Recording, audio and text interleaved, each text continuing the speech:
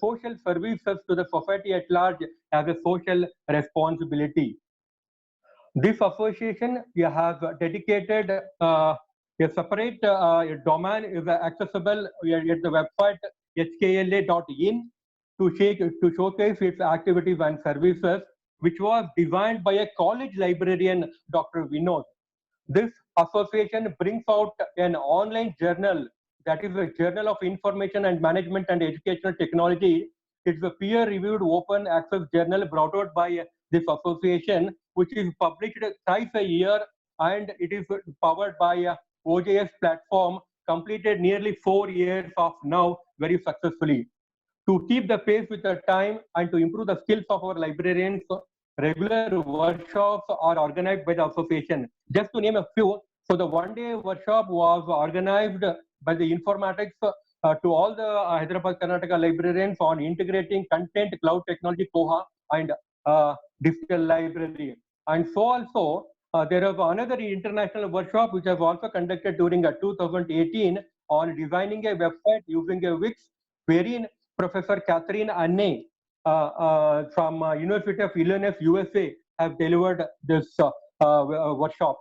Further, when recently the government of Karnataka has advertised notification for appointment of nearly 1,500 posts for the assistant professor in government colleges in Karnataka, there was no mention about librarians, and as a result, we, the entire library fraternity of this Kalyana Karnataka region, were on a strike. So it means to say that we are all working together for a common cause by this esteemed association. As a social responsibility, we also have developed a health club and also donate a blood camp in the different aspects, and also helping the libraries not only technically but also during accidental or unusual situations to help them financially also. One beauty and a unique feature of our association is that we don't have a concept of collecting any membership fees from our members. Whenever we do any new activity, and for few of the librarians themselves voluntarily take the responsibility and bear the expenditure in organizing any event, maybe a felicitation to teachers or a librarian's day or any workshop. That is the beauty of a librarian here. And I am very proud of this association that this is full of young budding librarians who do not care for any post, but they do the professional activity with passion, enthusiasm, and they're all very, very humble young librarians. थोड़ा दिखने में काले हैं मगर दिल वाले हैं. To conclude, with the active support of a library community and well-wishers, this association unleashed the power of library community to work together in a team spirit, very productively for the advancement of library profession as a viable library association on par excellence. Thank you very much. This is a brief about our association.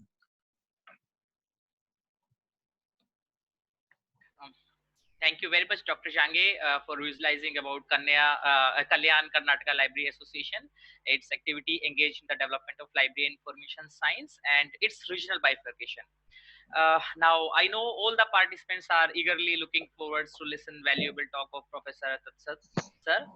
Let me permit to recite credential of Professor Tadat sir for his formal introduction to our August gathering. Professor P.J. Tadsat, presently working as Registrar of Karnataka State Akka Mahadevi Women's University, and he is also a Professor of Library Information Science. He is also holding additional responsibility of University Librarian, and he is also responsible for NAAC accreditation process. He is a coordinator for it of the university. Professor Tadsat has started his career as lecturer in library information science at Gulbarga University in 1995, and after that he moved to Karnataka State Women's University Vijayapura in 2007. He has served the Department of Library Information Science as its chairperson since 2007 December for more than a decade. As a university RUSA nodal officer, he was successful in utilizing the grant sanction to the university. He also served the university as Dean Faculty of Social Science. He served the university as finance officer, special officer to vice chancellor, university and university librarian. He is quite instrumental in getting the university B grade during NAAC accreditation. With more than 200 research papers and 9 edited books, he has successfully guided 14 PhD students and mentored 2 UGC postdoctoral fellows. He has successfully organized many international national seminars, conferences, beside organizing a number of events as part of the assignment. He had visited Germany and France for different academic assignments. He is elected as member executive council of the Indian Library Association, a premier and oldest library professional association in India, and he is a recipient of E.G. Motiwal Award for Young LIS Professionals 2002 and RRLF Award for Young Contributors 2003. Now I request Professor Tansat to kindly deliver his keynote address to August virtual participants. You are most welcome, sir. Yeah. Thank you, Dr. Akash. Am I visible? Sir, Am I audible? You are very much visible and audible, sir. Yeah, I had some technical problems over here, so I'm unable to use my laptop. I'll just use my mobile to talk to in this webinar. Thanks for inviting me for the keynote address. Respected Professor B.D. Kumbar, my teacher and President Indian Library Association, Professor Akash Singh, Dr. Pradeep Rai, Dr. Sunil Jange, Suresh Jange, Dr. Gururaj Hadagli, and others who are connected to this webinar. I'm happy that the Indian Library Association, in association with the Kalyan Karnataka Librarians Association, is hosting this 6th webinar on impact of COVID-19 on academics in societal life, role of social media. I'll be delivering my lecture on the societal use of social media. I'll be discussing how to ignore the irrelevant. The other part of academics and research will be dealt by my 2 invited speakers, Dr. Suresh Jange and Dr. Gururaj Hadagli. I would like to initiate my discussion in this way. We are in a very crucial and critical stage where uncertainty prevails due to novel coronavirus. We have experienced a nationwide lockdown in 3 stages, 1.0, 2.0, 3.0, and now we have just entered lockdown 4.0. Social distancing, keep safe distance from others, stay home, stay safe, prepare, but don't panic, have become the essential mantras for everyone. As pandemic-induced social distancing pushed people to the confines of their own home, social media has emerged as the most powerful tool to get connected to the society virtually. Social media in the very initial stage was quite normal. From 31st December 2019, when the first case from China got reported to World Health Organization, till 29th January 2020, until no cases were reported in India, its behavior was as usual. There were few messages on the new virus, how it has entered Europe, US, and rest of the countries. There were many jokes on the Chinese lifestyle, their eating habits, romantic lifestyle of Europeans, North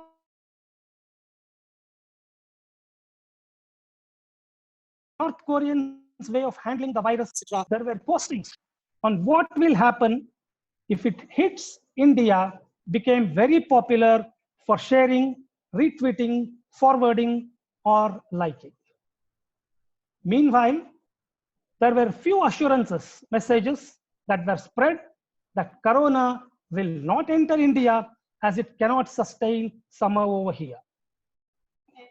From 30th January till 11th March 2020, social media started responding to the coronavirus.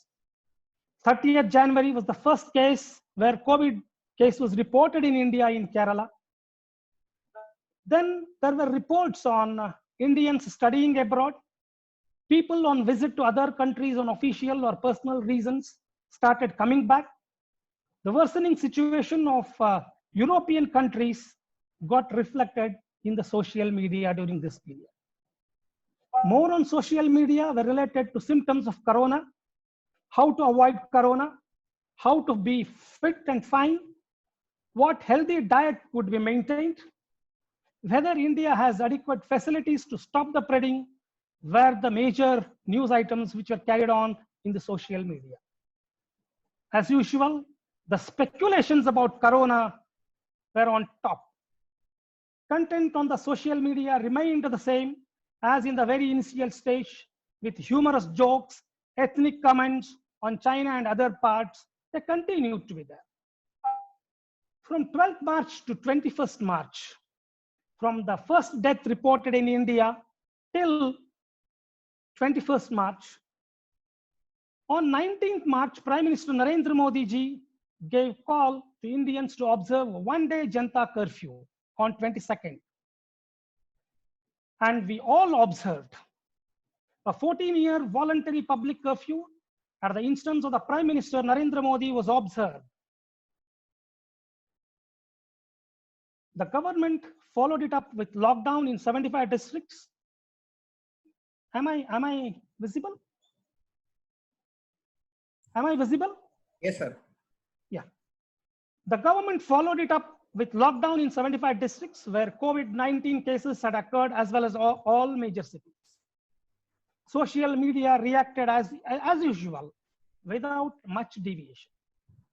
There were more postings, tweets, shares on support to Prime Minister's call to observe Janata curfew. Of course, here and there, we could find few rumors, few fake news.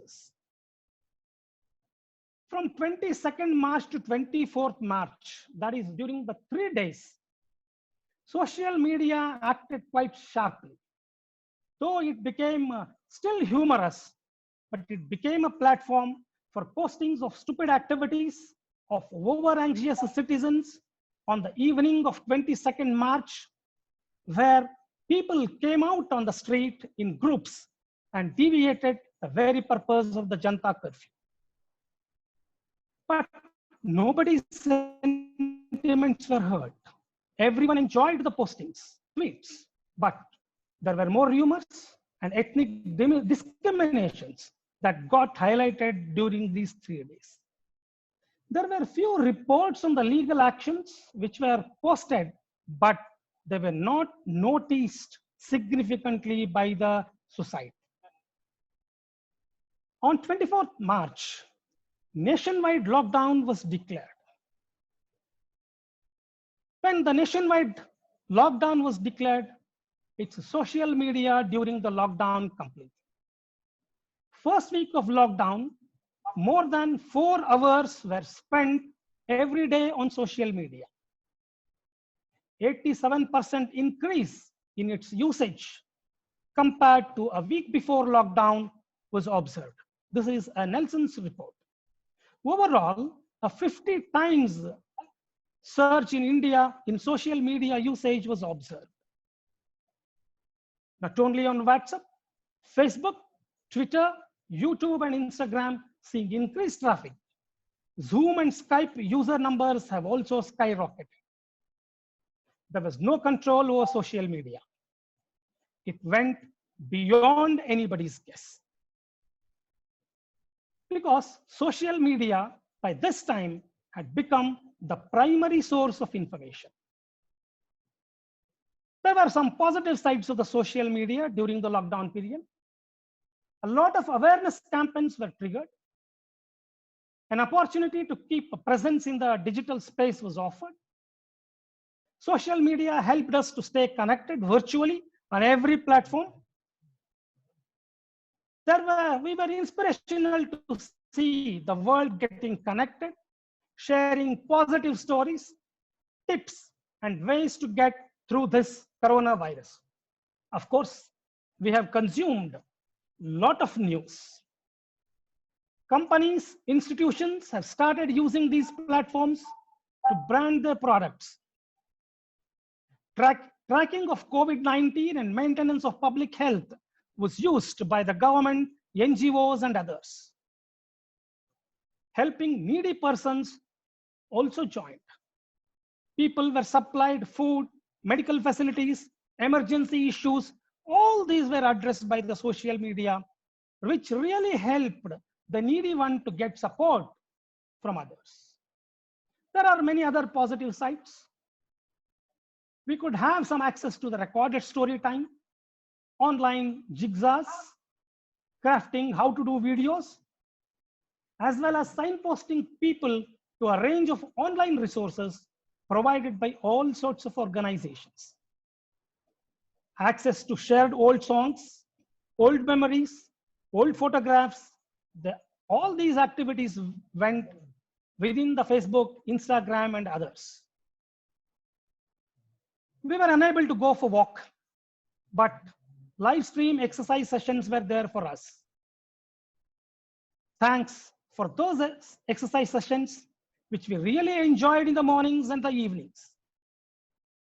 And of course, these social media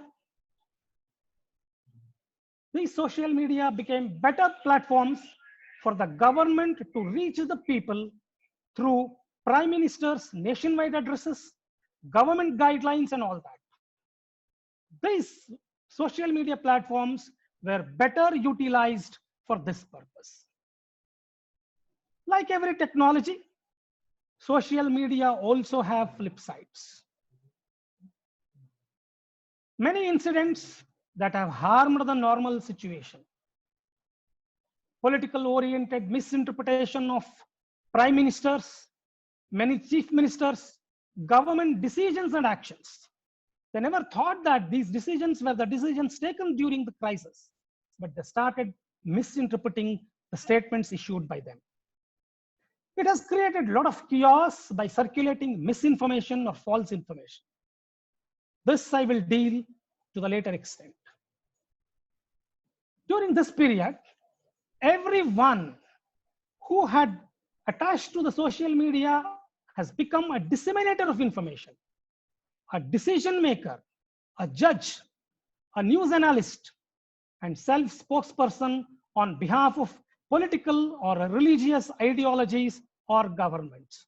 They started arguing on behalf of these people, which created lots of heated discussions. In between, one more thing happened. Few popular figures having more followers started initiating the controversial discussions quite logically, knowing that this discussion certainly will end up illogically. They never tried to attempt to end the discussion logically. They knew certainly this will lead to an illogical one, but no one attempted it. There are reports that social media has misled the print. The print media more than thrice had to ask for pardon, had to ask sorry, had to ask for regrets about the reader community that they have given the false information due to the information which was made available on the social media platforms. There were many cases even in this even this time, the events of cyber crimes, of scams and frauds. Many people have been cheated, claiming that they are the original PM's fund managers or donate something for the needy one and all that. They have cheated them. ATMs, Paytms are all misused. Privacy violation by not scrapping data was another issue, but I think it has not touched the Indians much. I told that fake news and its dissemination has created a lot of chaos. We have shared, we have forwarded, we have retweeted the messages, images, videos, edited videos, animations, audio clippings, edited audio clippings that went viral have caused many damages. It can be an issue of Tablighi Jamaat, or it can be an issue of Padarayanapura of Bangalore, it can be an issue of Indore, it can be any issues. We have retreated them. We have redesigned according to our taste, and we were responsible for causing the damages, which finally led to developing the religious hatredness among the community people. There were attacks on officials, health warriors, escaped suspects, and confirmed but recovered patients. All these recordings that have went viral on the social media have caused many socio-cultural damages to the people who are involved. Discrimination of people started based on ethnicity, nationality, race, profession, area of residence, etc. Because of the fake news, there was panic buying from vegetables to liquors. The liquor sales on the day one was shown as if the election results are being announced. Health issues. Few people, by knowing that their suspects are going to be taken to the hospitals, they got heart attacks. There were cases of paralysis. There were incidents of rise in BP level. And particularly, some youngsters or some elders also have got the problem of mental illness. The fake news has caused, particularly in Tamil Nadu, Bihar, Maharashtra, and other parts, including some parts of Karnataka, which led ultimately to the migration of laborers from one place to another place. Among all these flip sides, only one was highlighted: security issues, which were not that really bothered us much. Everything was fine with social media till Ministry of Defense, Government of India instructed its officers not to use Zoom for its meetings.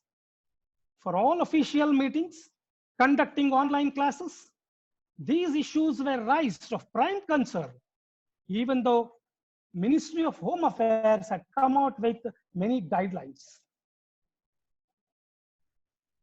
The same holds good with Arogya Setu app.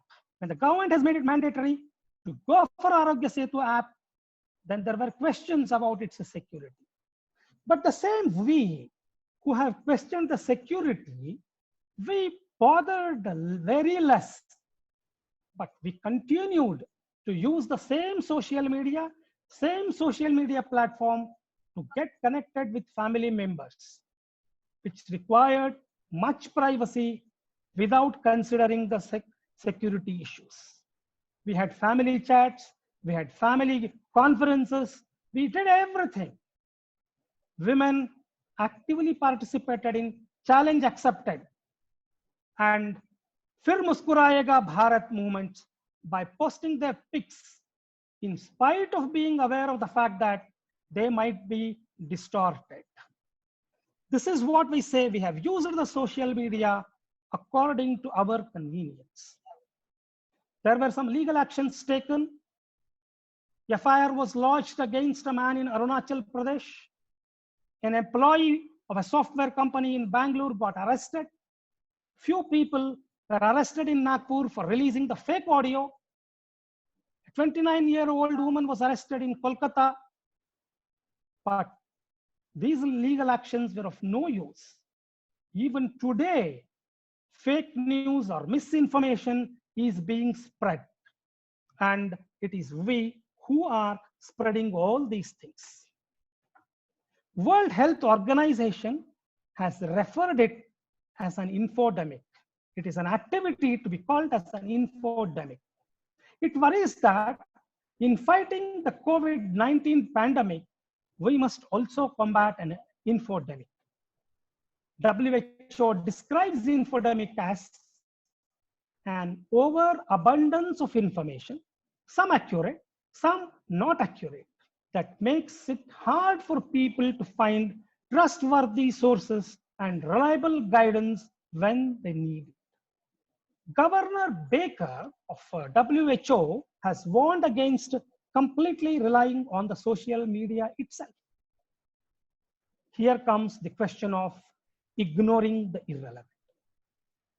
Few decades back, AC Foskett has warned the LIS professionals that the problem faced by contemporary society is not that of information overload, but rather it is that of telling the people how to ignore the irrelevant. The statement made few decades back is quite applicable now in this scenario. How to ignore the irrelevant? Is it so simple to ignore the irrelevant?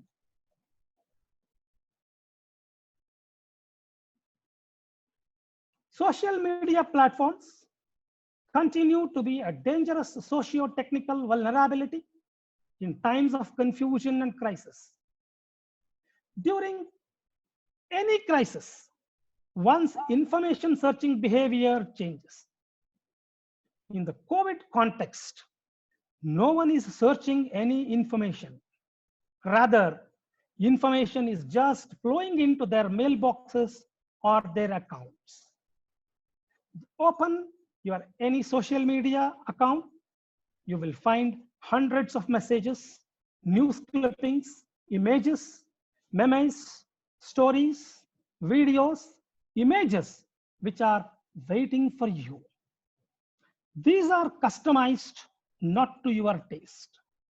They're customized according to the needs of creators. This is what we have to understand.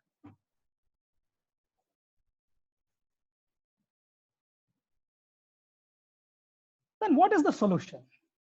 The only solution that is available with us is to evaluate the content which we get. Anyway, we have content with us. The same criteria of credibility, bias, accuracy, currency, relevancy, significance, intended audience, usability may be used as criteria to combat the issue and decide whether this is relevant or this is irrelevant. Regarding credibility, how credible or believable is the source? What are the credentials? Who is the creator of this message? Who is the creator of this information? What is his reputation? Are there any arguments for the author's point of view logical and well-reasoned? Are there any facts which can support his arguments? Are the questions that we can choose to find out the credibility issues. The second criteria is the bias. This bias is the most important criteria in the present context. Does the source seem to have a hidden agenda, or rigidly it is viewed from a narrow point of view? Does the source distort other points of view or dismiss them out of hand? Does the source accept advertising? If so, does the advertising appear to bias the information? Is there a conflict of interest? Does the source stand to profit financially, socially, politically from a particular point of view? This is the criteria which is a lot of importance in the present context. Then comes the question of accuracy. Does the author, does the creator gives supporting evidences for facts he has presented? Whether the document which is sourced, is it reputable? Are there any significant generalizations? Does the information contradict other reliable sources which we have depended on this? Does the text include numerous typographical errors, or is it free from typographical errors, are the one which we have to think of about accuracies. We have to check whether the information is current, because many of the information which was disseminated to us was old one, saying that this is as if a new one. Is the information relevant to my need? If it is not relevant, what I'm looking for is not relevant, then I need not worry about it. I can straight away reject it. Is it significant in the present context? Do I need it?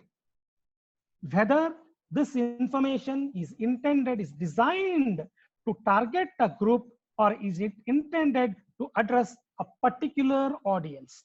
This is what we had to take care of. The final one is usable. Is it in a usable form? Can I use it? How can I use it?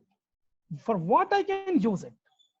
These are few of the questions that I could, if I use these parameters, I will be naturally ignoring the irrelevant. I find the remaining things that are of useful to me. I will decide them that yes, I need this information. This is rather good one. So what are the implications that it has brought in? It has brought in many implications. It says us that we need to be an information literate. Of course, we are all from the LIS fraternity. We have learned the information skills. We have learned how to teach information literacy skills to the others. Access to the reliable, well-researched source of information and resources, and training to help everyone develop what we call information literacy skills. In spite of being all these things I have seen in some of the professional groups, false information is being spread. Simply the messages are forwarded, not knowing the accuracy, not knowing the reliability, not knowing the correctness. These things, at least we the information literates, we have to understand. If we can stop sending the false messages, we can do these things, we will be helping the generations. Not only we have to create an info literate group around us, the family members, our friend circle, our neighborhood, colony, community within us. They are within our reach. We can teach them how to be information literate. We can ask them to filter the messages, read them as they are, use them, do not use them as they are. Try to evaluate them, find it whether they are of significant use or not. Decide. If we tell them, if we make them info literates, naturally, we will be helping the society in general. We can ask the people signpost reliable sources of information. We can encourage them to be inquisitive and challenge where they read, see things that don't seem true. There were some incidents in Karnataka where 12th century Vachanakara has written a particular Vachana was spread across the media. When I verified it with one of the senior most professors of Kannada literature, I found that it was not written by the Vachanakara of 12th century. I posted that this is the false information, you are not giving the right information, stop it. Whenever few people had come out, I had shown the evidences, and that's where we ended. We could do these things. Now, more than ever, it is vital that people are using reliable sources of information. We have to develop questioning where the information is coming from. We must understand from where the information question is coming from, who is saying what, and for what reasons they are saying this. If we do not understand who is saying what, for what reasons they are saying like this, then we will end up in a soup and we will act without any base, and we will try to spread the messages in a different fashion. For what reasons? Of course, there are some good news as well. Google News Initiatives, GNI, Facebook have come out with special drives with missed buzzers and literacy programs. TV channels are also not lagging behind. They have come out with shows like Fake versus Real, Search versus Zoot. But in the exercising of these Fake versus Real, Search versus Zoot, many things have already happened that cannot be repaired. we have to believe the World Health Organization's official website about corona, www.who.int, where it has dedicated separate web page for the cause of spreading the right information and stopping the fake information. They also have a page called Mythbusters. It's so useful that we can use that information to spread it across our friends. As far as India is concerned, the government of India has its official website, www.mygov.in/COVID-19. All state governments have their own websites where they are providing accurate information. We should not forward or share or retweet unless we find it necessary to do so. We should be a cause, we should be a force for a good cause. We have to educate, engage, and empower our people. The fight cannot be effective without empowering people and without the full participation of our people. People are social creatures by nature, and social media satisfies their needs. That's the reason they are attached to the social media. It is more likely that they're going to use this social media in the future as well. We do not know when this COVID-19 situation will come to an end. This behavioral change of people will shape the future of social media usage. It is easy to hang up about the negatives and say that social media are bad. In fact, it has done wonderful job. It has sent beautiful messages. Let us leave the negatives. Let us take the positive points with us, how best we can do things for the betterment of the society. It is essential that we should use these platforms carefully. I'm saying that social platforms are necessary. We have to use them for our better purposes, but only thing is their usage should be done very, very carefully. Otherwise, social media will become more dangerous than the coronavirus itself. It is not me or not you or not others, not India, not China, not Pakistan, not US, not Europe. It is the whole of us. That means it is we are all in this together after all. It is only by neglecting the irrelevant, only by using the social media platforms rather carefully, we can do good things. And that's what is the issue as far as the present contemporary society is concerned. I'm thankful to the Kalyana Karnataka Librarians Association and the Indian Library Association for giving me an opportunity to deliver the keynote address on this issue. I thank all the officials and all those who have asked me to do this. Thank you very much.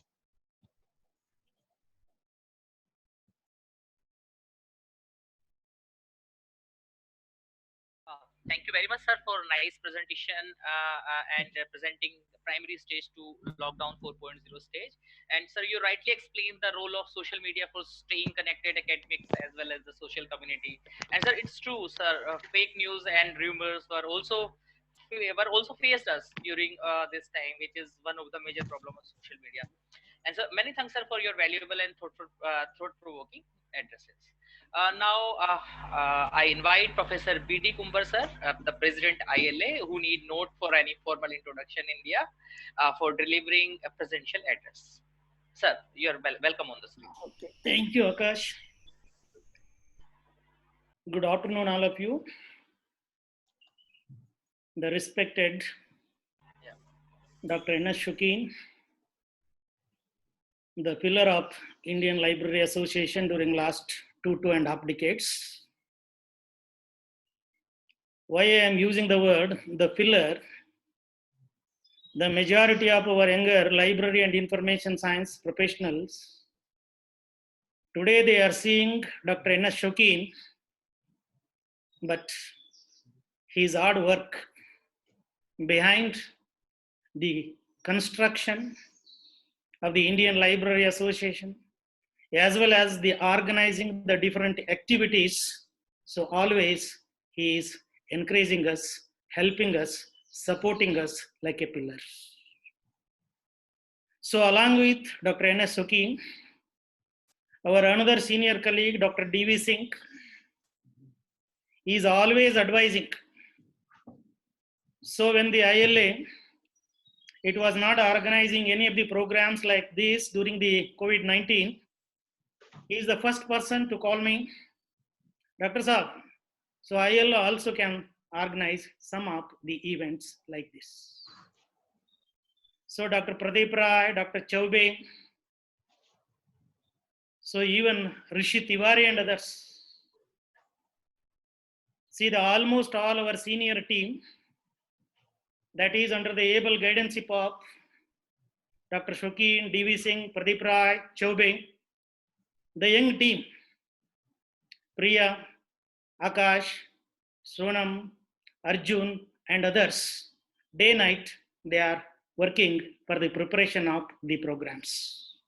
So first of all, on behalf of the Indian Library Association, I congratulate and thank them, that is for organizing the event in a systematic manner.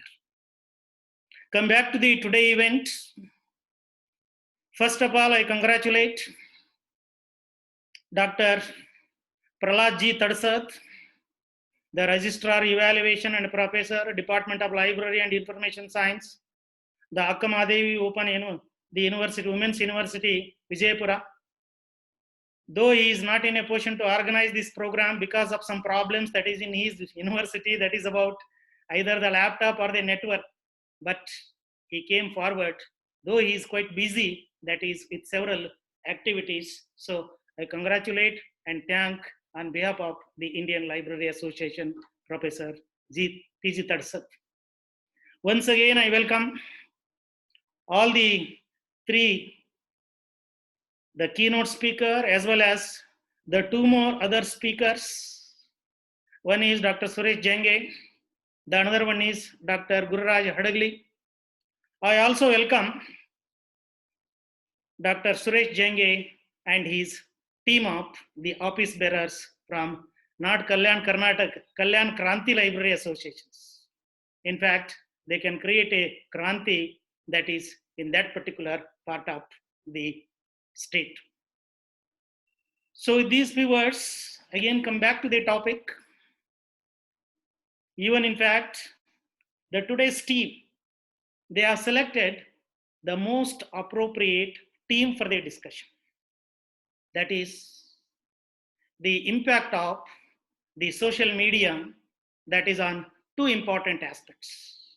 One is on the societal life, the another one is that is on the academic life. So Dr. Tadsat has delivered. He has given maximum the examples, that too with live examples. But look at the impact of the social media, that is on dissemination of information. So we, the library and information science professionals, we belongs to the profession of the communication of information or dissemination of information or transmission of the information. So in the 21st century, we all of us, we are witnessing the usage of the social media is increasing. Even Dr. Tadsat has given an example. Even earlier to this, Dr. Priya also gave the detailed information that is about how the usage of the social media is increasing, that is at the global level as well as that is in our own country. Especially during this COVID-19, even the non-users of the social media also started making use of the social media. Especially mention that is some of the social medias like Facebook, Twitter, LinkedIn, etc. They are heavily used. But here the social networking sites, they are used by the millions and millions of people in India. But what is the purpose? What purpose? They started making use of the social media, whether to get the information or to use the information or to improve their language or to improve their skills. So such type of the studies, they are very much essential, and our universities, they are eager to conduct such type of the studies. As an university, as a research guide, we are concentrating that is only on the use of the social networking sites, that is only in the academic field. But now it is a time for us, we have to concentrate more and more, that is on the usage of the social networking sites, that is by the society, especially the people. So as Dr. Tarsad, he said in his keynote address, we have to improve the information literacy skills. The each and every ordinary man, a simple man that is in the society, he or she, they must be in a position to examine and re-examine, and they have to develop the ability to confirm whether the information is relevant or irrelevant. So such type of the studies, they are very much essential. I hope and I suggest our younger team of the faculty members, they are going to concentrate the research that is on the usage of the social media by the people in the society, that is for the different purposes. Again, the two more experts, they are going to talk, that is on the use of the social media or social networking sites, that is in the academic side. So I advise Dr. Jhange, as a practitioner, you have to highlight, that is what is the impact of the social networking sites, that is on the LIS professionals, by giving few living examples. At the same time, I suggest Dr. Gururaj also, how our faculty members, they can use the social networking sites, that is for improving the education system. Of course, we almost all the teaching fraternity, we have been experienced during this COVID-19, because earlier to this, especially myself, I have not been engaged the online classes. Today, we have learned how to make use of the social media, so that is for engaging the online classes. Probably in future, the online classes are going to be compulsory. Of course, we can use the online classes as an additional classes. Say, for example, after office hours, during our holidays, we can keep in touch with our students and we can advise our students, that is about how to make use of these networking sites, that is for the development of the skills purpose or communication purpose. And more than that, we, the library and information science professionals, we are involving, that is in the communication of information. So by using the social networking sites, now our working library and information science professionals, how they can reach, say for example, at present, almost all our libraries are closed. Yesterday, I met our university library and I asked her, so what is going on that is in the university library? So library is closed, library is open, library is working. All the members of the library staff is coming, but the users are not allowed to come to the library. But my question is, at least you can allow the research scholars to come to the library even during this COVID-19 also, by maintaining the social distance, because there is no meaning in closing the library, sitting idle that is in the library. They may say, we are doing some activities other than the giving the services to the users. So if you are disconnecting with the user community more than 2 months, 3 months, then again the problem is going to crop up, that is in the future. Because as we have been studied, the role of the libraries is increasing, that is in increasing the quality of the education. And finally, what I wanted to tell here is, look at the university system. Even to make use of the social networking sites that is in the universities, either for teaching or for dissemination of the information, our universities, they do not have the proper infrastructure facilities. The UGC, through RUSA, is trying its level best to improve the infrastructure facilities. But however, I don't know what is wrong with the state universities. They have to work hard and they have to improve the infrastructural facilities, especially for the use of the social networking sites during the present situation. So what is the guarantee? Because Dr. Tarsad was speaking, that is about the security and security. When we do not have the security that is for our own life, it is very difficult to think of that is about the security that is in the social medias. But however, in the democratic country like India, it is very difficult to manage the social media also, because everybody is democratic. In the country like India, in my opinion, the democracy is always misused, misinterpreted. Say, for example, our electronic media. Every minute they are showing the breaking news. Every minute. So is it required? Why they are creating the tension that is in the people of the society? So therefore, here the central government and concerned authorities, they have to put some restrictions that is even that is on the electronic media, as well as making use of the social networking sites. Even the WhatsApp, the group of the WhatsApp, they are giving false information. They are circulating false information. Is it required? So however, our governments are telling we are going to take an action. When they are going to take an action, unnecessarily they are creating a lot of tension that is among the public. So with these few words, once again, I thank my young team, especially Priya Rai and her team, that is for conducting this webinar series in a systematic as well as in a befitting manner. So finally, I thank all the participants for listening, as well as I will advise Dr. Suresh and Gurraj to highlight more that is on the usage of the social networking sites. Thank you. Thank you, Anindar. Thank you very much, Professor Gumba, for your presidential address. Now, this is the time to introduce and invite our delegates for invited talk. Firstly, I enjoy privilege and honor to introduce Dr.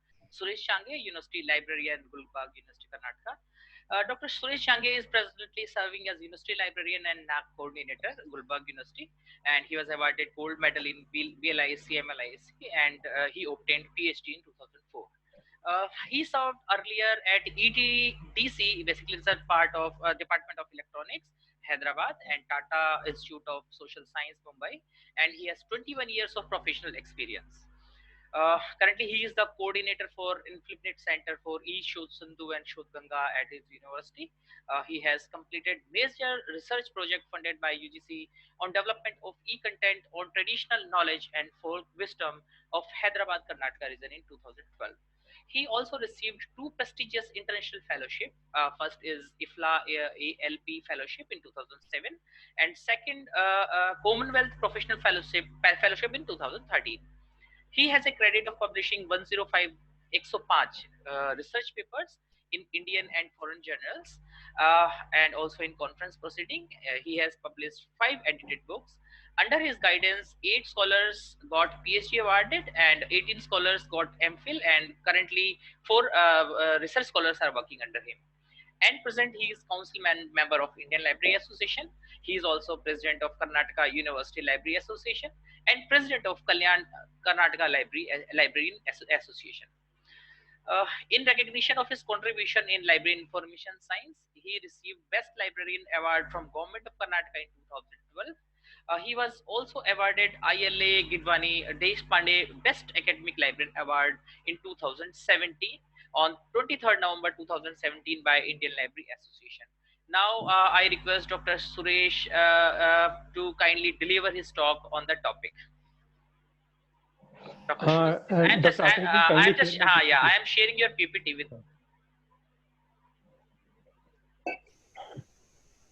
Very good afternoon to all of you once again. all the esteemed members of ILA, my senior professionals, and all the participants and my dear friends. Today, I have been entrusted with a responsibility to deliver a talk on best practices and social responsibilities of librarians, with a special reference to Kalyan Karnataka region, which is more of a practical and a live things that we have carried out in our region. My outline of a presentation would be on what is the role of a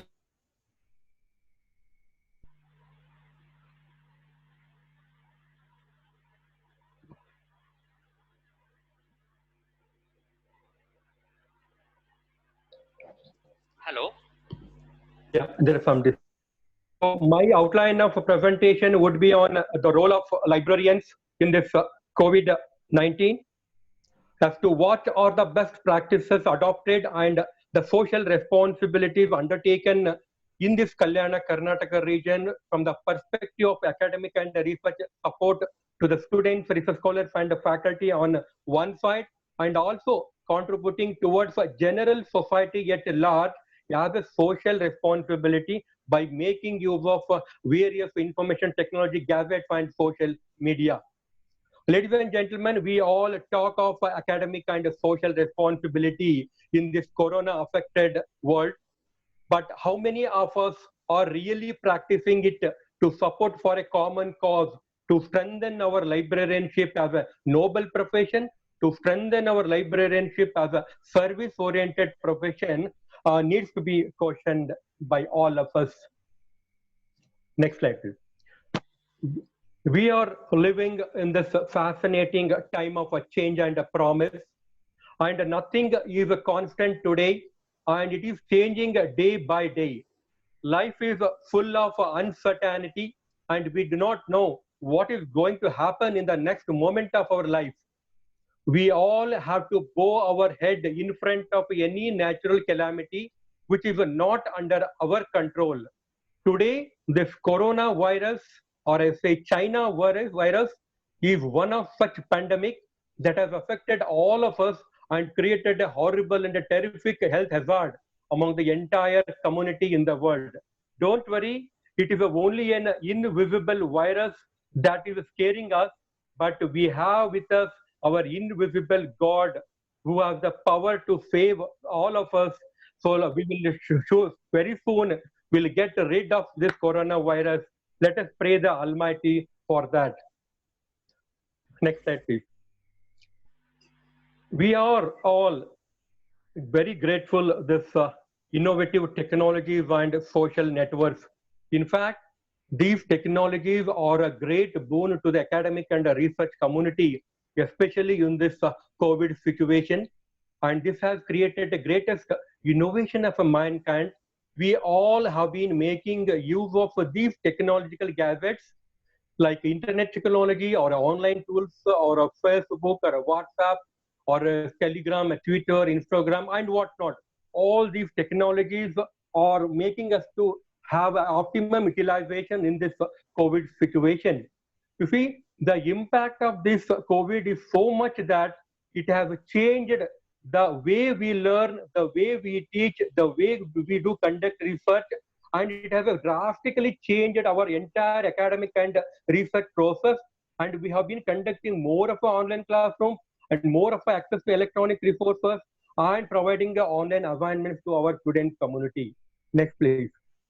See, whenever there is an emergence of a new technology, see, we need to understand whether we accept that new technology or not.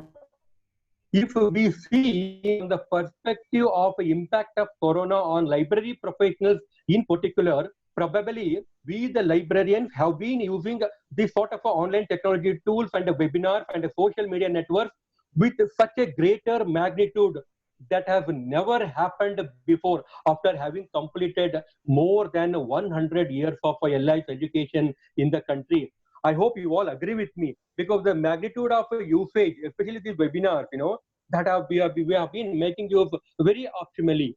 But The next, as a responsible citizen of India or as a dynamic librarian of our country, we need to ask ourselves, what is your contribution? What is your academic responsibility to help to your own students and faculty and research scholar in your college or a university? And we need to ask, are we of any help in this critical situation to the general public? And we need to ask ourselves, what is our social responsibility beyond academics? That is also very important. So here, we as a librarian, we are more of a working librarians, and we need to render effective and efficient services by making use of all the social gadgets and technology. Next slide, please.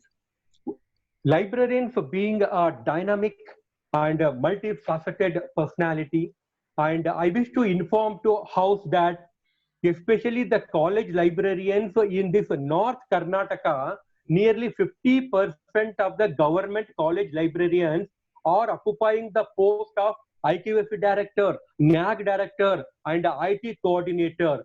And this is our strength of librarians, especially in this Karnataka area. And we cannot say that let only teachers teach the classes.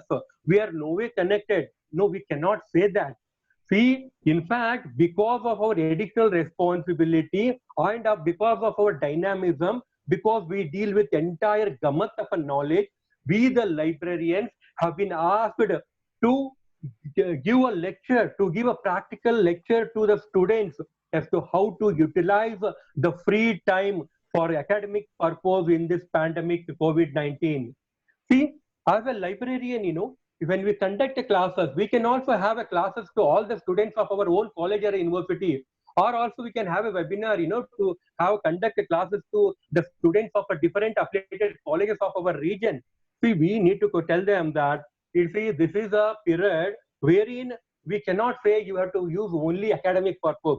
There is academic life, there is an entertainment, there is a personal fitness, and there is a competitive skill to be enhanced and increased, utilized during this period. Next slide, please. So, see, we as a librarian, we need to tell our students, see, Baba, this is the time you had to make the use of the syllabus. For that, you cannot come to my library. So, there are a lot of electronic free resources are available on the internet, for which we need to give a orientation. We need to tell them through the Zoom platform or any other platform, and we have to tell them to kindly make use of e-Pathashala, kindly go through IGNOU course material. There are a lot of course materials available under the National Digital Library of India. There are video lectures available in the YouTube, Swayam Prabha, Khan Academy, whatnot. See, these we need to tell them. Okay, and in addition to that, there are some entertainment which we need to tell them also. Of course, they are anyhow they are using the television and the internet for entertainment. In addition to that, there are some online games are also available, like Ludo, Snake and Ladder, which they can play as an entertainment. Because if you only tell them only about the academics, they may get sometimes they bored also. So tell them this is not only academic life but also entertainment is also possible by using the technology. And also there are physical fitness that they can make use of. There are also a lot of online lectures are coming so that they can make themselves fit, and also tell them how to use this Arogya Setu app. And also nowadays so many webinars are being conducted. So let them join and get the certificate. They can also join for a short-term courses from Swayam, so they can gain all these certifications during this COVID period. So this is only concerned to students. It is not that we cannot take classes even for a teachers in a college or a university. We need to also have a classes, for a teachers also. The next slide, please. So here, of course, as a librarian, one of the important things that we are doing it is we are compiling all the electronic resources which are freely available on the internet and sending to all the each and every faculty and also their WhatsApp group and also students. Next slide, please.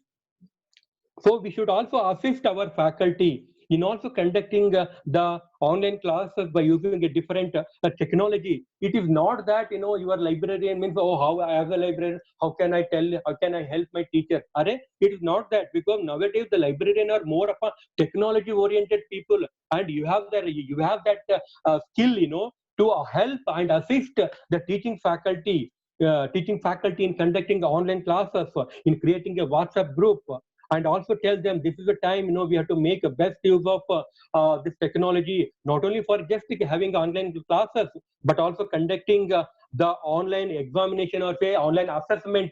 So the new concept that has emerged is test through online textbook assessment, wherein by seeing the book, the students can write the exam. So this is also policy matter, but these things can be done, and we have to motivate our faculty to publish the articles.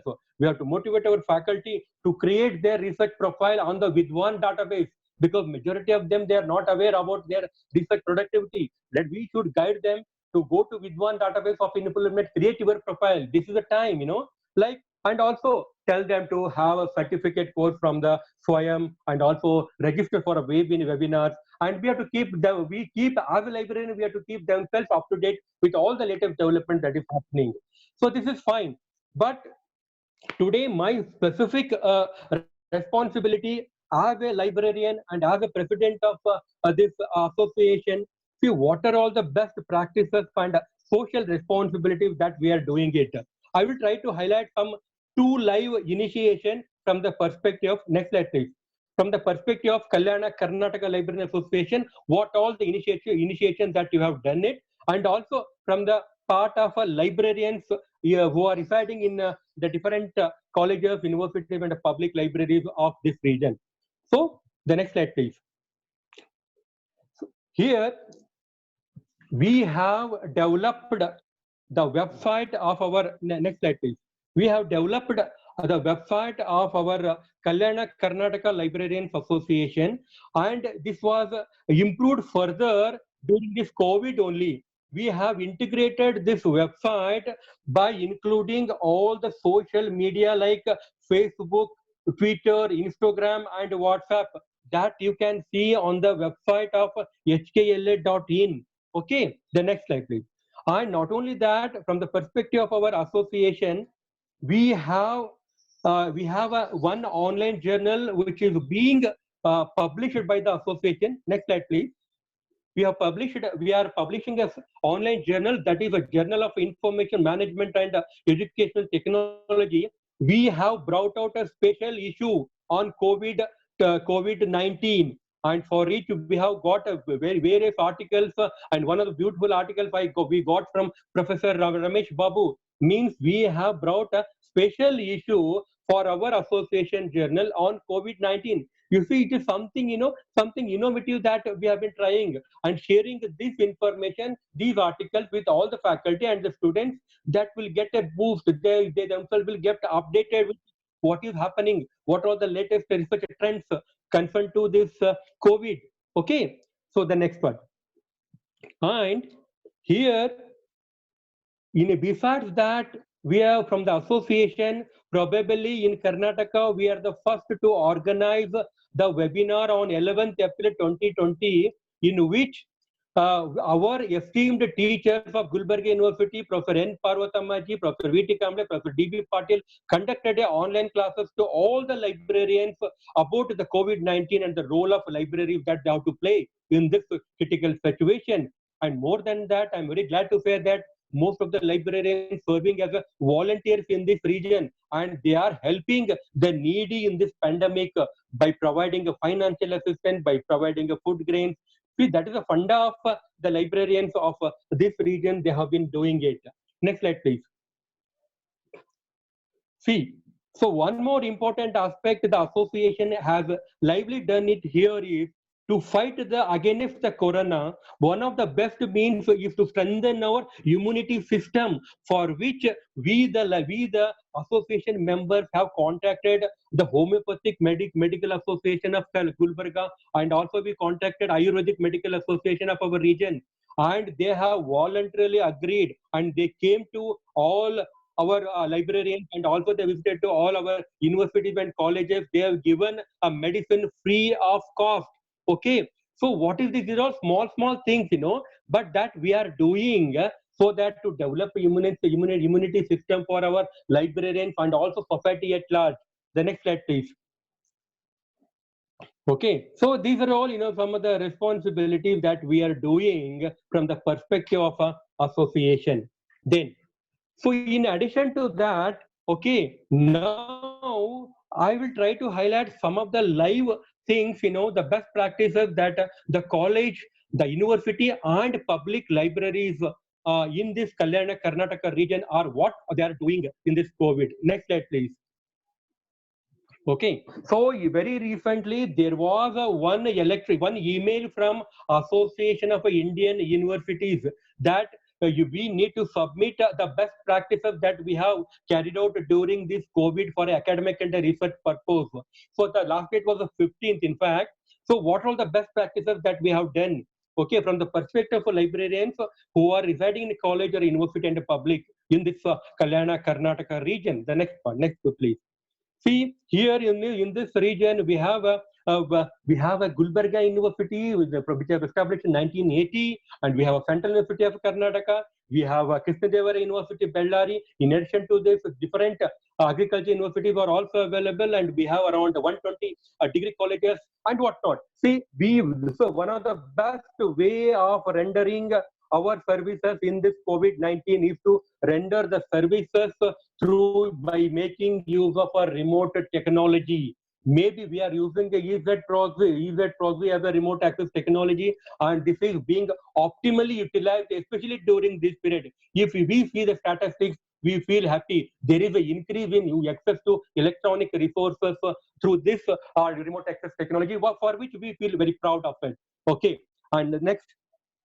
And not only that, this remote access technology is not only extended by the librarians to our own students, but we are extending to all the affiliated colleges available in this Kalyana Karnataka region. That is a beauty. Okay, and here you can see the authorities, the vice chancellor, the registrar, all the administrative officers are also interacting with the online application to all the college principals and also students on a different dates, so that they are going to assess what is the status of online classes being conducted by the faculty. Okay, whether what is the problem that the students are facing it.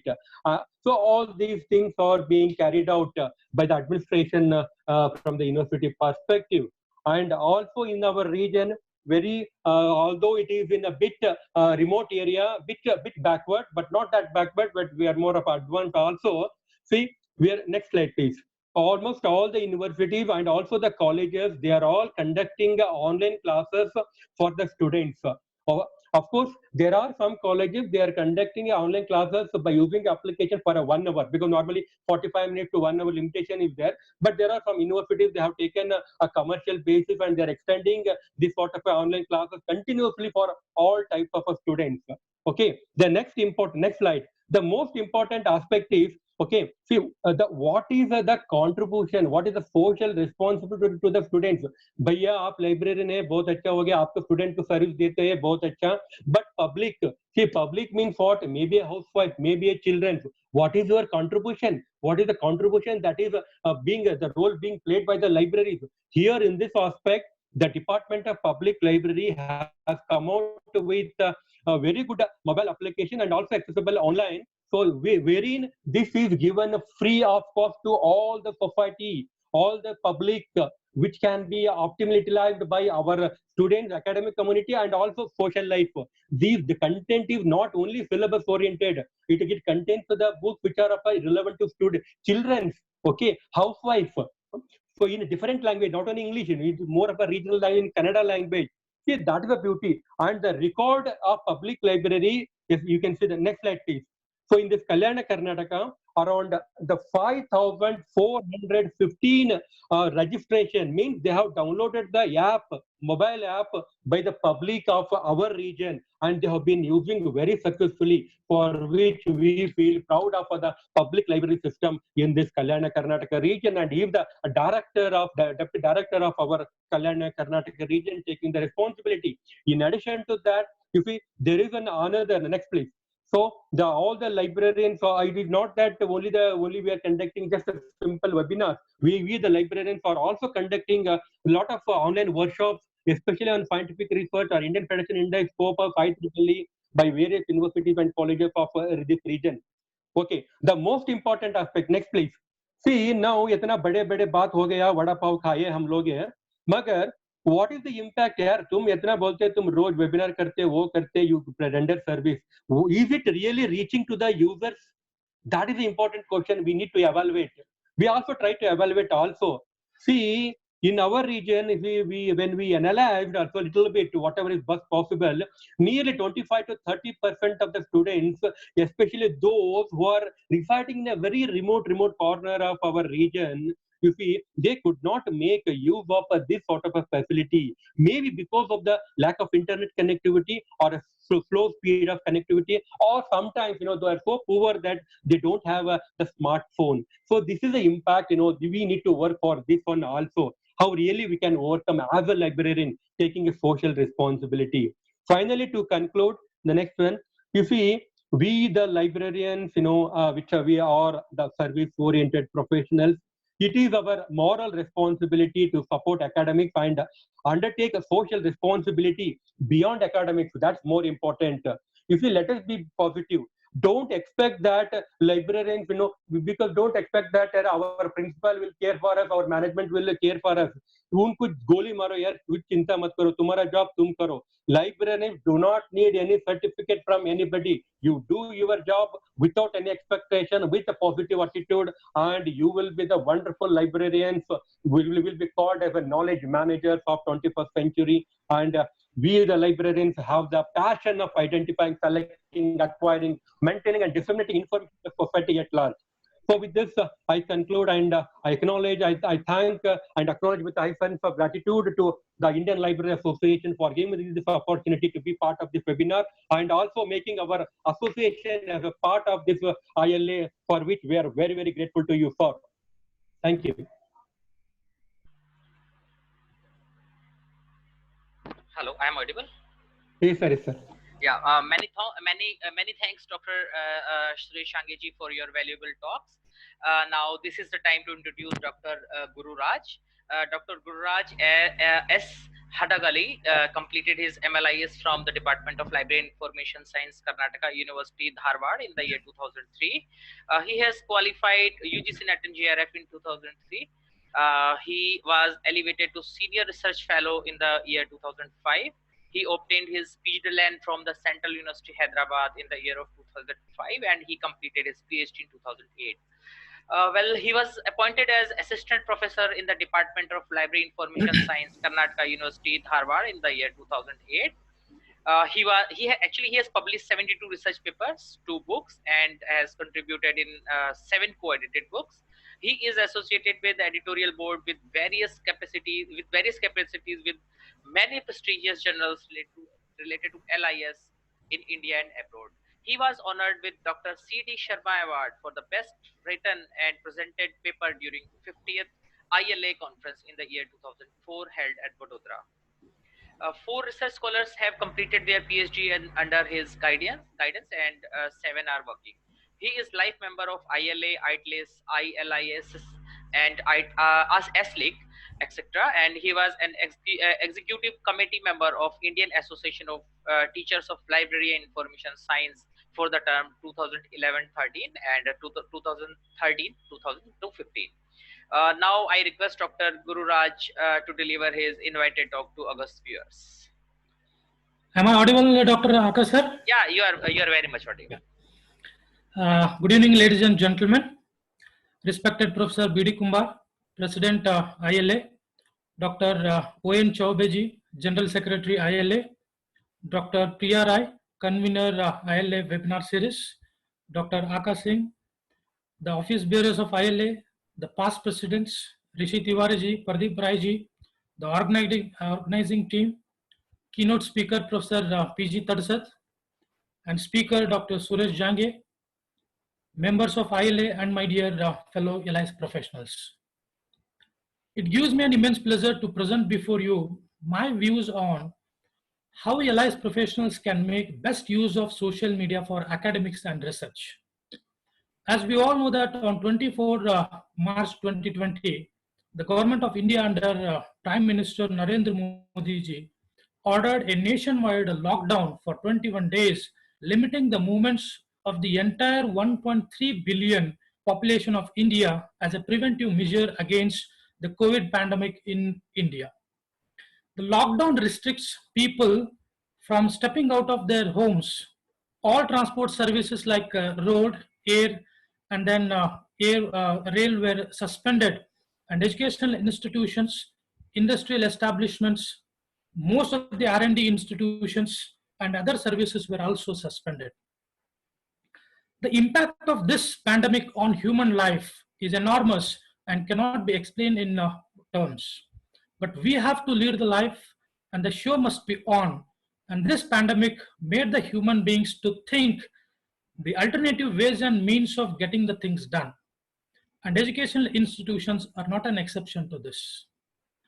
So let me recall that gone are the days when books were kept under lock and key system, and only privileged people have had access to all such resources. And slowly closed access was replaced by open access. Print version was replaced by offline and online e-resources. And many, the same information was made available in different forms and formats. Ownership was gone and now access concept has come. Library cooperation was replaced by resource sharing, consortia, networking, interoperability, cloud computing, 4G technology, social media, social networking sites are now the buzzwords. Embracing social media in general and social media platforms and social networking sites in particular in libraries is a wise decision of a potential LIS professional at this juncture. Social media refers to the websites and the applications that are designed to allow people to share content quickly, efficiently, and in real time. I am now going to cover how practitioners and the teachers help the academicians and researchers in the institutions, and in the later part, I shall emphasize on the teacher's perspective. So as a teacher, how we have made our efforts in order to convince the people with whatever social media platforms we have, and then how we can make best use of such social media platforms in order to reach the unreached, be it students, be it a research scholar, be it any professional for that matter. Most of the professionals of national importance institutions, universities have already given remote access to various resources of the library to their users. And for this particular webinar, I conducted a small informal telephonic interview of some of the professionals who are working in national institutions, national importance institutions, universities, colleges, corporates, pharmaceutical industries, and media libraries, etc. So the outcomes reveal that the professionals were asked by their authorities to compile a freely available, ready-to-use e-resources on coronavirus, on various aspects for that matter, like chloroquine, hydroxychloroquine, drugs, vaccines, sanitizers, be it personal protection care equipment, be it production of low-cost ventilators, related information, etc. Thanks to the most of the publishers like Elsewhere, Scopus, Sage, Oxford University Press, Cambridge University Press, EBSCO, Springer, Web of Science, etc., who came forward and provided free e-resources to their publications. To compile it in one single platform and to make it available to the users was done by the LIS professionals. A literature search on various aspects of coronavirus was also carried out by the LIS professionals, and patent search was another Herculean task performed by them. So the World Health Organization in its website under the title Global Research on Coronavirus Disease, that is COVID-19, has given access to all the resources including scientific findings, data sets, and bibliographic databases. The Ministry of Human Resource Development and the Ministry of Health started compiling the ongoing research experience and experiments for the help for the benefit of the researchers who are working in the COVID-19. Then councils of Indian Institute of Technology and the National Institute of Technology are funding to conduct research, innovative products, chemicals pertaining to coronavirus. So as of now, the councils of or the Indian Institute of Technology, so there are 238 projects which are ongoing and which is funded by MHRD and other councils. Then as far as National Institutes of Technology is concerned, there are 178 projects which are ongoing on various aspects or the research related to COVID-19. So thanks to Inflinet for negotiating with the publishers and providing access to some of the e-resources of reputed publishers. The National Digital Library of India has given access to e-resources including scholarly publications, data sets, documents, and related videos on coronavirus. So let me give you some of the facts that IISER Pune and one of the colleges in Puttur, which is nearby Mangalore, they have come out with a low-cost ventilators. So they prepared a documentary and uploaded to YouTube and made accessible to all so that the other researchers can be benefited from this. The academic social networking sites, especially Academia and ResearchGate, help the researchers to identify the collaborators in the field. Meetings of the staff are conducted online using social media. So webinars are being conducted, and the webinar which is conducted by ILA is itself in as exemplary or example of how we professionals are conducting various programs for the benefit of LS professionals and for the benefit of the other professionals in different disciplines. The webinars are conducted using different social media platforms like Facebook Live, WebEx, Skype, Zoom, Google Meet, Microsoft Meet, Hangouts, Google Duo are some of the available platforms, but not restricted to these. Many of the professionals conducted meetings and workshops through these platforms on various aspects. An example on how YouTube can be used effectively for research and academic purpose in this amid lockdown. So in pharmaceutical industry, the developed drug is promoted to the end users through LinkedIn under healthcare solutions. The online services like Ask a Librarian or Help the Desk through SNS like Facebook, Twitter, WhatsApp, YouTube to answer specific queries of the different users is possible through online. Frequently asked questions through SNS like LibGuides and user guides will allow users to find answers and solutions for the common problems encountered in using the new library sources and services in digital platforms like accessing e-resources and library services using smartphones, tabs, etc. during the lockdown time. So SNS like blogs, Facebook page allow users to get links to online resources, subject gateways, knowledge portals, and digital repositories, etc. Helping teachers, research scholars, and students through compiling open education resources, WhatsApp and Facebook page or through online class platforms. Apart from this, some of the institutions are providing access to resources through remote login. And some of the professionals are using e-learning platforms like Moodle, library guides, etc. As far as the teachers are concerned, the government of India and respective state governments made it mandatory to conduct the online classes for the students. I shall explain my own experience that how we could do this. First, we created a WhatsApp group, informed the students about the availability of various platforms, and we started with Zoom, later while shifted to WebEx and Skype, Facebook Live, Skype, WebEx, Zoom, Google Duo, GoToWebinar, Hangouts were used for online courses.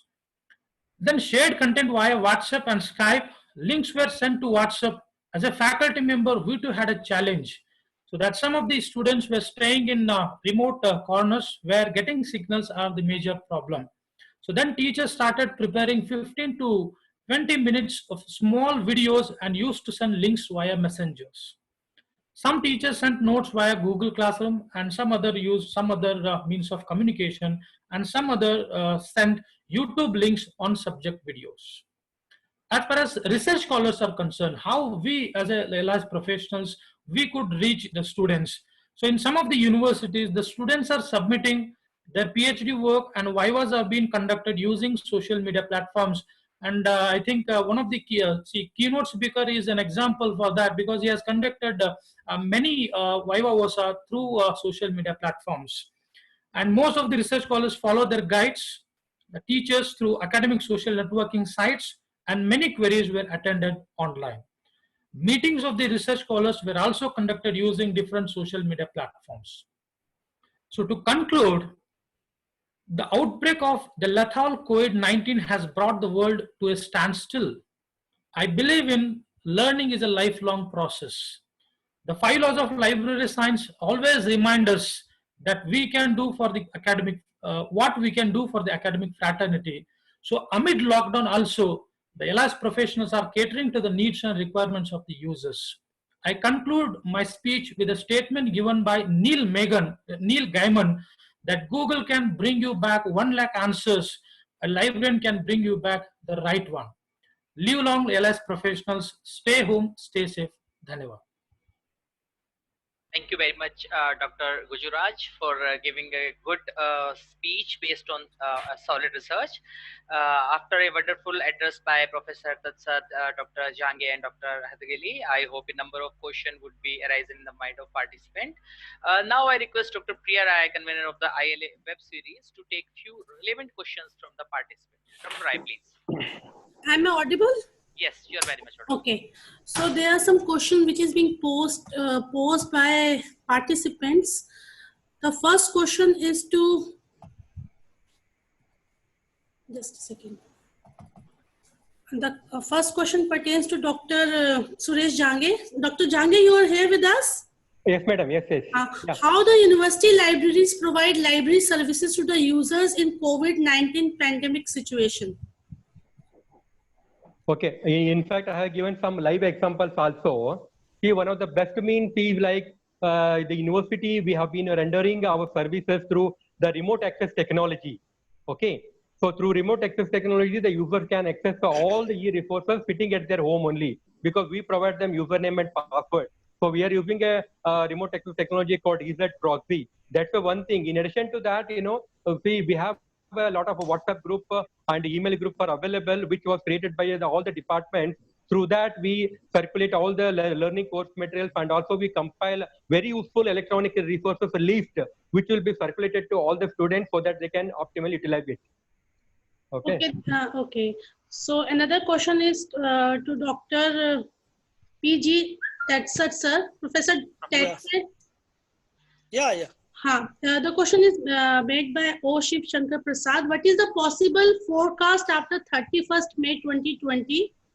Would the academics able to manage social connections and run the academic institutions and libraries?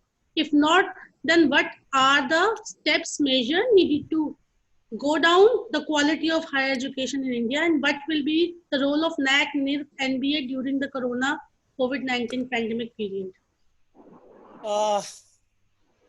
Very complicated issue. Yeah.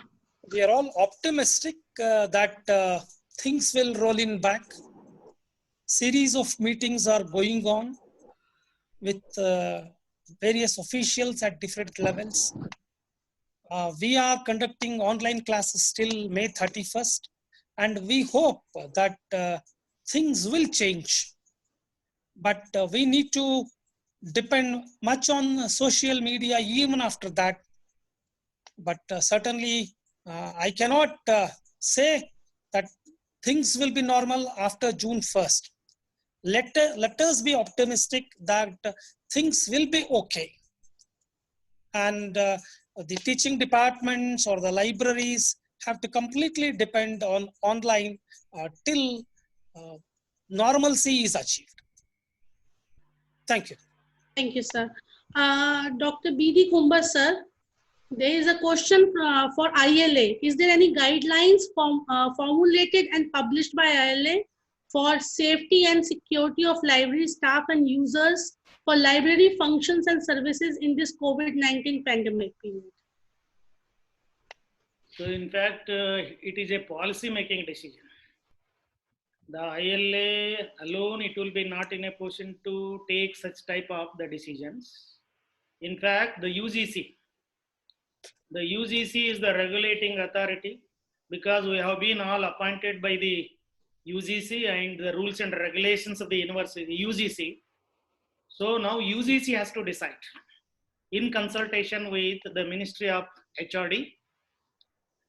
In fact, if somebody is going to approach the ILA, certainly we are going to take up the issue, that is with the MHRD ministry as well as the UGC, if the same situation is going to be continued, that is even in future also. Priya, I would like to say something on this. Yes, sir. Government has already circulated safe guidelines for everyone, not only for librarians, but for doctors and everyone. So we all should stick to that and follow that in letter and spirit. That is one. Number two, if something arises, IL is will not wait for anybody. ILA itself is, so proactive to take up such issues with the government, and it has been taking up time to time. But as on today, there's only one guideline issued by the Ministry of Health and Government of India to every profession all over India, and no one is exception to that, and no one can make the exception, because COVID affects everyone equally. So same guidelines has to be followed everywhere. And if a doctor can save himself dealing with the COVID patient, they know. So we have to follow like that, and we can save ourselves. This is my only, observation, please. Thank you, sir. Thank you so much, sir. So there is one more question about the school libraries. Who would like to take Dr. PG Tetsit, sir? Professor PG Tetsit, sir? What is please, what is the question? Yes, this is Dablina Biswas, and she's wanted to know about the emerging situation. In this emerging situation, how the school libraries can help their patrons. How the school librarians can help the patrons? Yes, sir. Actually, some of the CBSE and ICSR colleges have already started online information literacy programs to the school parents in the metro cities. It has not entered the class A or class B cities till now, but they have a major role to play. The government of Karnataka has recently issued certain guidelines regarding how to open the schools and how to interact, and in 2 shifts the classes have to be conducted and all that. So I think those need to be followed as far as instructing the parents and other things are concerned. Thank you so much, sir. Dr. Gururaj, sir, is just there right with us? now, Dr. Priya, just now. Yes, sir. Yes, sir. I want to add in this context, Yes, sir. as Yes, far sir, as the please. school libraries is concerned, we are aware that this is very difficult situation for the schools also, because in the universities and colleges we are having n number of e-resources, but schools are having restrictions, and ILA is planning one of the webinars specially for school libraries, and we are going to conduct in the next week also, and we will definitely cover all these things in that particular webinar. My congratulations to ILA and office bearers in advance. They are taking care of the school librarians. It is very important. Yes, sir. Thank you so much, sir. Dr. Gururaj, sir, are you here with us? Please unmute Dr. Gururaj, sir. Yes, madam. Yes, sir. There is a question. What you are discussed in the presentation is really wonderful. But how the handicapped professional will do their profession from that Radian University? Pardon, madam? Repeat the question. How handicapped professional will do their profession? Now, see, social media, so using the mobiles also, using tabs, using palm tops, or using personal computers or laptops, so one can make use of such resources, and sitting home only he can he can provide so many services. So if he wants further information, just ask him to contact me, because I have a series of services to be provided using these social media platforms. Thank you, sir. Thank you. We'll take another one more question. Only one question. I would like to add. So Yes, far, sir. visually handicap is concerned, there are number of associations. They are providing online access to all sorts of the reading material. It's Delhi University has got more than 5,000 books in talking form.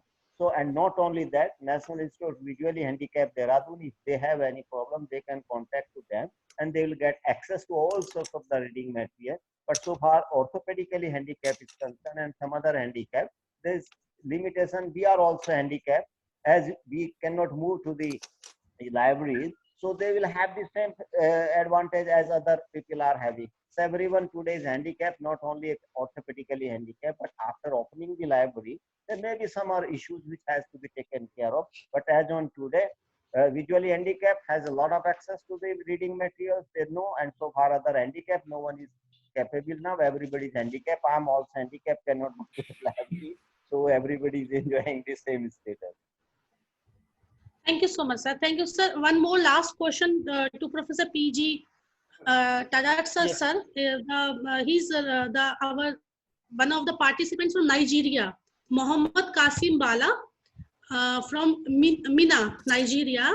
So he wants to ask, how can an effective serial services could be carried out in the period of COVID-19, considering the fact that many serial services, periodical services, he wanted to ask.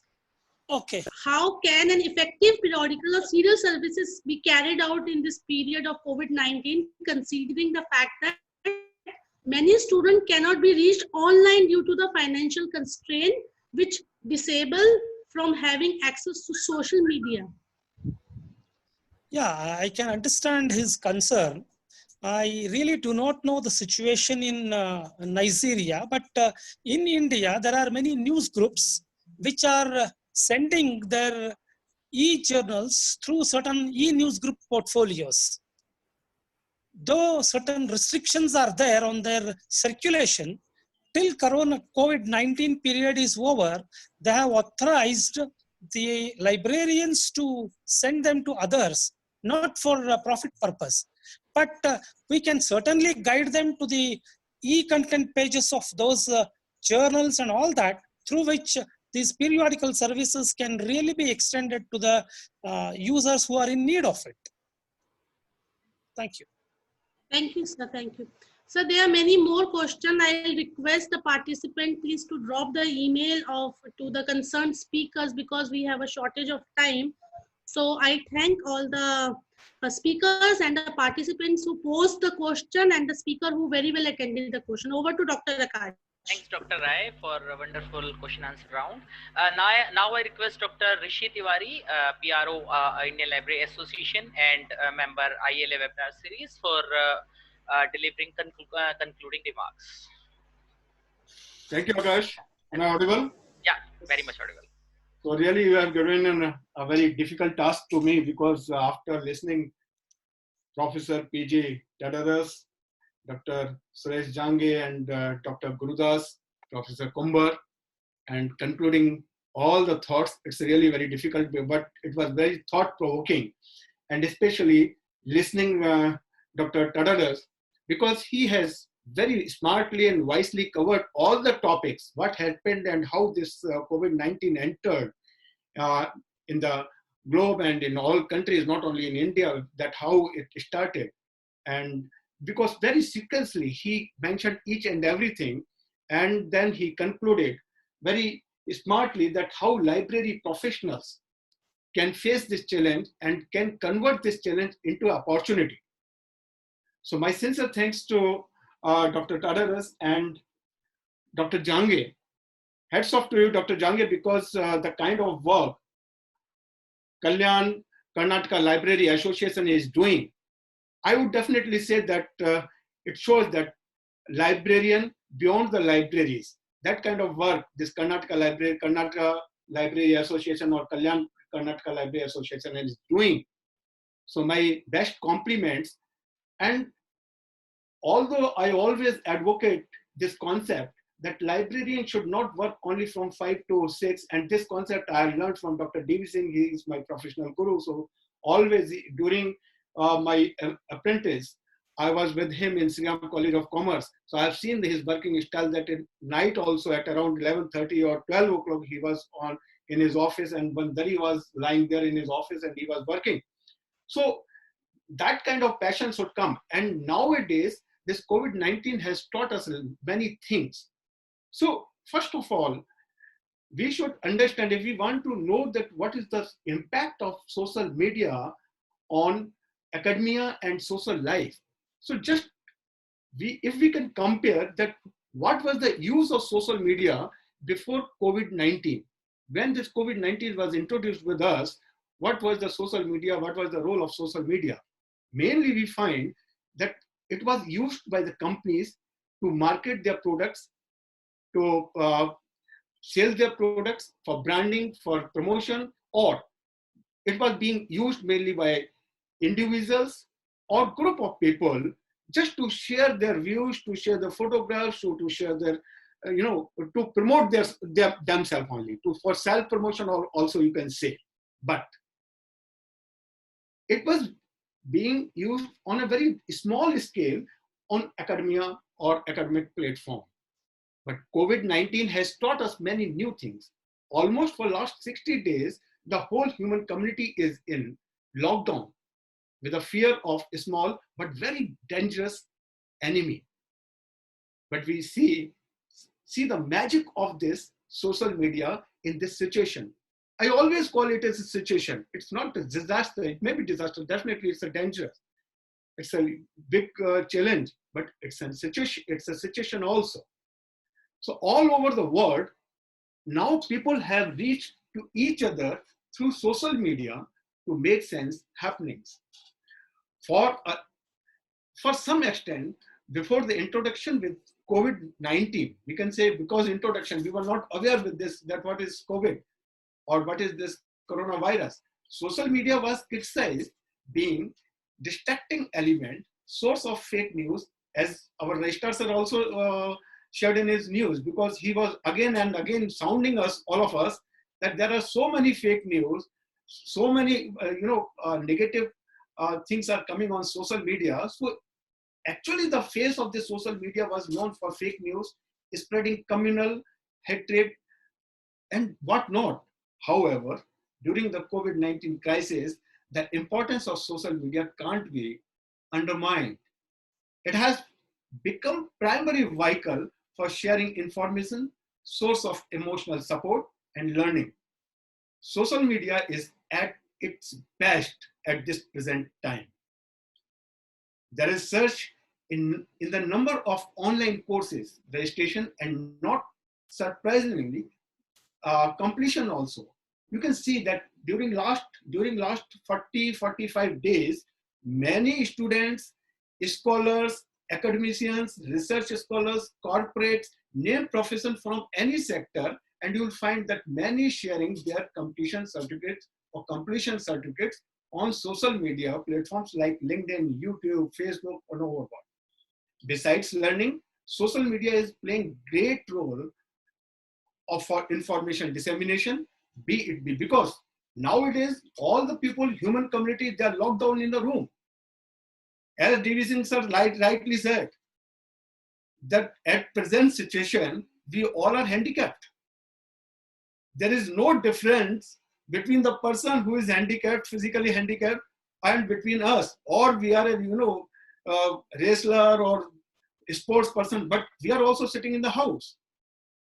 So the beauty of social media in present situation is that whatever is happening, by whatever the government is doing, whatever the economic disturbance is coming, whatever the new policies are coming, whatever the new cases are coming, everything we are getting aware through social media only. So that is the beauty of social media.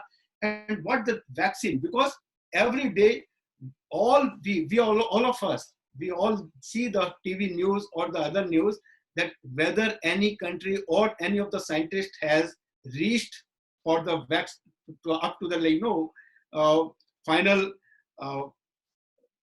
final vaccine for this removal of this COVID-19 or not. So how we are getting to know? We are not getting these physical newspapers, print newspapers. Now you see that all these our WhatsApp groups, all the newspapers. Earlier, the only maximum libraries were subscribing only 4 newspapers or 5 newspapers. But nowadays, because of this WhatsApp group, and DB Singh sir also, and like Akash, you also, you started that campaign sending all newspapers, almost 30, 35 newspapers to all the libraries. So this is the beauty of social media, and it is giving impact, positive impact, I'll say positive impact, not only on academia, but also on social life. So it has also become a source of emotional support. Being locked down in their home, children and adults alike need a source to keep themselves distant from adverse psychological effect of isolation. Because now doctors are saying, and all the WHO, all these agencies are also saying that if the situation will continue, we'll need more psychologists, more counselors than doctors. Because people are isolated, we are a social being, we are a human being, we cannot be inside the house, inside the four walls for a longer period. So definitely we need some counselors. So this social media is working or playing a role as a counselor also, because nowadays we are enjoying so many good creative videos. People are enjoying. So this is the way how we are fighting. Because why our Honorable Prime Minister Narendra Modi said that, okay, Mombatiya jalaiye, thali PTA, because to motivate, so that people will not come in depression, in frustration. They should enjoy. They should salute to the people who are fighting with this problem. So I'll say that, so friends, there are always two faces of any kind of tools or innovations or scientific mechanism. Positive, negative, productive, destructive, good, bad, fake, reliable, relevant, irrelevant. So now it's the time for we library professionals to take this challenge as an opportunity, upgrade our knowledge, take this hard time as a situation, and make the best use of the time which has been created by COVID-19, and as well as the best use of different platforms of social media. My very young friend, Mr. Guru Raj, who has become now very senior professor, and he's I know him for last 15 years. Very dynamic friend, and he has very smartly described that how we library professionals in academia can help our academic fraternity. Last but not the least, I'll take this opportunity to thanks to, and one more thing, as Kumbar sir said, that Shaukin sir is the pillar and DB Singh sir is the pillar of the ILA. I'll say that they are not they are all the pillars, but I'll say that they are the souls of the Indian Library Association, and they are the source of inspiration for all of us. So my sincere thanks to Dr. DB Singh sir, Shaukin sir, and our Honorable President, Dr. Kumbar, and the convener and coordinator of this webinar series, Dr. Priya Rai, Akash Singh, and all the people who are working with Dr. Priya. My sincere thanks to all the speakers present here and all the participants. Thank you very much, Akash. Thank you all. Thank you very much, Dr. Tiwari sir. Now I request Dr. O.N. Chaubey sir, General Secretary of the Indian Library Association, to deliver vote of thanks. Dr. Chaubey.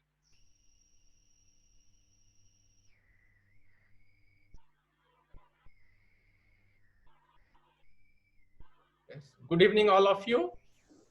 It is my proud privilege to propose vote of thanks on the occasion of 6th program of ILA webinar series during lockdown period. On behalf of Indian Library Association and Kalyan Karnataka Librarians Association, and on my own behalf, At the outset, I would like to express my deep sense of appreciation to keynote speaker of today's webinar, Professor P.G. Tatsad, Professor of LIS and Registrar Evaluation, Karnataka State, Akamma Devi Women's University, Vijaypura, and Council Member of ILA for accepting our invitation, delivering keynote address. Thank you, sir. Thank you. I would like to express my hearty thanks to Professor B.D. Kumbar, President of ILA, for his presidential speech and encouraged and guide us to conduct ILA webinar series. Thank you, sir. I must express profound gratitude to Dr. Suresh Jange, President Kalyan Karnataka Librarians Association and Council Member of ILA and Librarian and NAC Coordinator, Gulbarga University, Kalburgi, for his introduction of Kalyan Karnataka Library Association and his excellent talk. Thank you, sir. I am very thankful to another speaker of invited talk, Dr. Gurraj Hatkali, Assistant Professor of Library and Information Science, Karnataka University, Dharwad, and Managing Editor of Journal of Indian Library Association for outstanding presentation.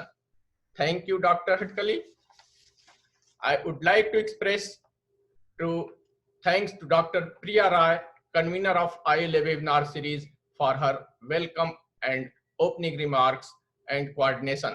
Thank you, Dr. Priya ji.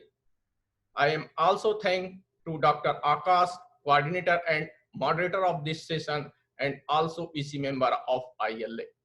I am equally thankful to Dr. Rishi Tiwari, PRO and EC member of ILA, for concluding remarks.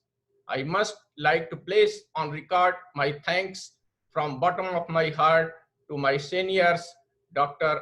N.S. Soking, Dr. D.B. Singh, Dr. Pradeep Rai, and other ILA office bearer for their regular support.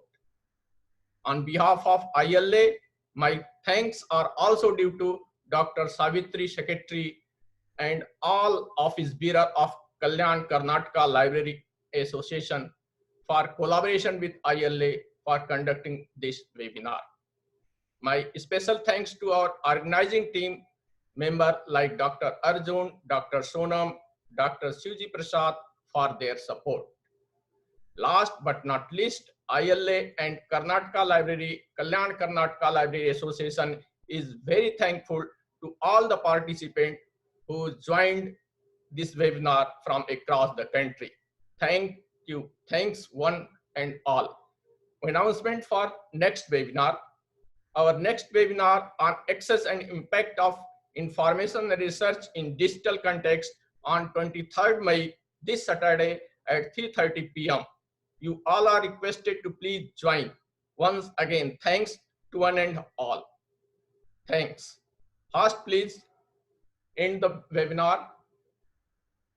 Thank you.